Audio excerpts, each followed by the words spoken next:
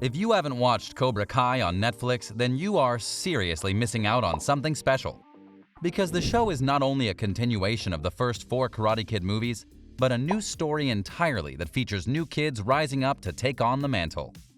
For 3 seasons, fans have been amazed at the quality, care, and love that was put into Cobra Kai. And now, with Season 4 officially filming, they can't wait to see what comes next. But what does come next? Allow us to show you 10 things you need to expect to see in Cobra Kai Season 4. Be sure to like the video and subscribe to the channel. Number 10. To move on, Cobra Kai must die. Every season of Cobra Kai has had a purpose or goal that was realized by season end. Season 1 was about Johnny getting his life back on track and resurrecting Cobra Kai to do it. Season 2 was about Daniel setting up Miyagi-Do to go and challenge the return of his nemesis, all the while bringing back John Kreese to make things even more dangerous. And the recent Season 3 was about both men picking themselves back up off the dirt, when their ambitions and their rivalry took things too far and their kids and students got hurt as a result. Season 4 may not be here yet, but we already know what the goal is. Because throughout Season 3, Kreese has been a thorn in everyone's side, and at the end, everything boiled over. Danny and Johnny teamed up to take down the former war hero, and a challenge was made. At the returning All-Valley tournament, if Cobra Kai loses, they're done for good. Kreese obviously accepts the challenge, and at the end we see the students of Eagle Fang Karate — eagles don't have fangs — and Miyagi-Do coming together to start their training and prepare for the All-Valley. It's good that the goal is already in mind because it can help drive things forward in key ways, but it will also likely push certain people back to old habits. Number 9. The still ongoing rivalry of Johnny and Daniel. Cobra Kai is very much about the next generation of Karate Kids, but it's also a show that is still about the classic rivalry between the kid with no dojo and the ace degenerate. Johnny and Daniel have gone at each other a lot over the first 3 seasons, and while they do work together at times for the greater good, it never lasts. A great example of this was in the cold open for one of the later episodes, where Johnny and Daniel are teaching their students and one of them is teaching aggression, while the other is teaching self-defense. It's true that both of them want Kreese gone, there's no denying that, but their methods and training styles are very different. Whereas Kreese will have his students going and focusing on one thing, on one goal with absolute uniformity. He'll be training them to be killers in the tournament so that Cobra Kai has no chance of losing. Daniel and Johnny will no doubt struggle to work together, but also to unify their students in a singular line of thinking. Remember, many were former Cobra Kai at one point, and some of them, like Hawk, liked certain elements of the teachings of that dojo. Johnny will want aggression to ensure that Kreese gets taken down, while Daniel will want to ensure that they don't pick a fight, that they just end it. These 2 different philosophies will ensure a bashing of heads. Of that much, you can be sure. Number 8. Hawk's redemption. Hawk is by and large one of the most interesting characters on Cobra Kai. He started out as Eli, a kid with a lip defect that made him a laughingstock at the school. That is until he joined Cobra Kai. Through Johnny and Kreese's influence, he became Hawk, a one-man wrecking crew of pain and power. But it came at a cost, and by the end of Season 2, he had become more bloodthirsty than ever. And Season 3 cranked that up even more. Many of us believed that he would be with Kreese forever, but that's not what happened. His true nature shined through, and he saved Miyagi-Do and his best friend Dimitri from Cobra Kai. While Dimitri and Miguel and Johnny forgave him, he still has a lot to make up for, and you can expect Season 4 to show that in both his training and how he treats people. Number 7. Sam and Miguel's relationship. As great as Cobra Kai is, we also can't deny that the show absolutely goes and dives into trope territory more times than not.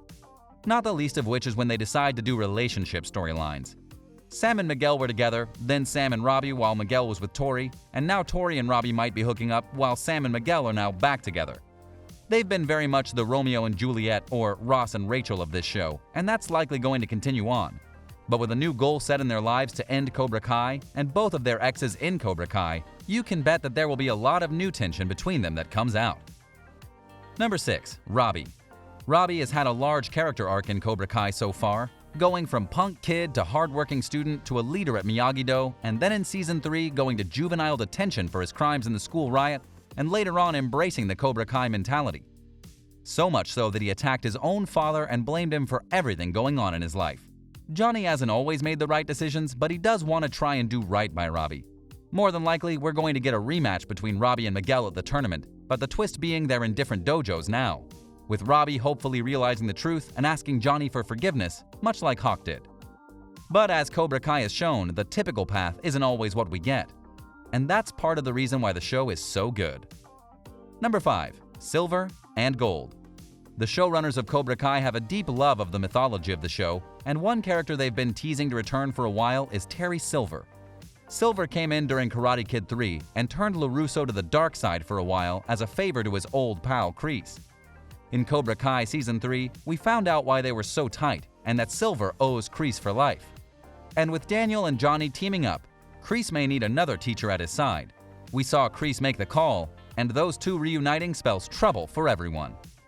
Number 4. Johnny and Carmen's relationship.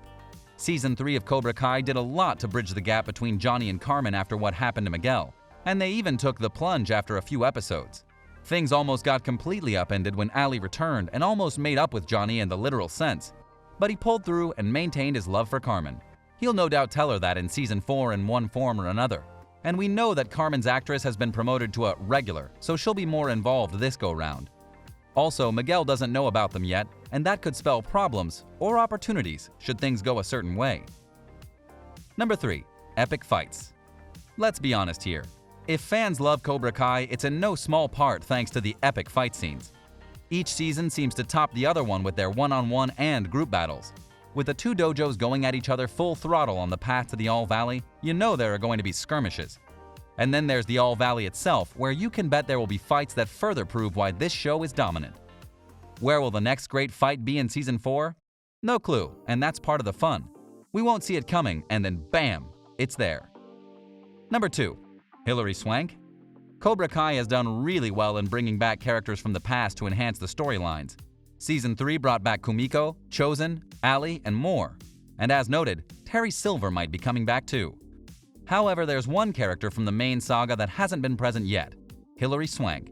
She was in the next Karate Kid and was a student of Miyagi's, and the showrunners claim that they want to reference all the main movies. So, can we expect to see her in Season 4?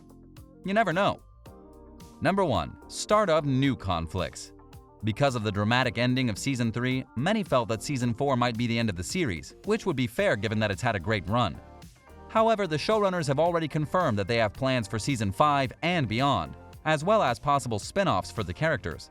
That's huge news and not something people expected.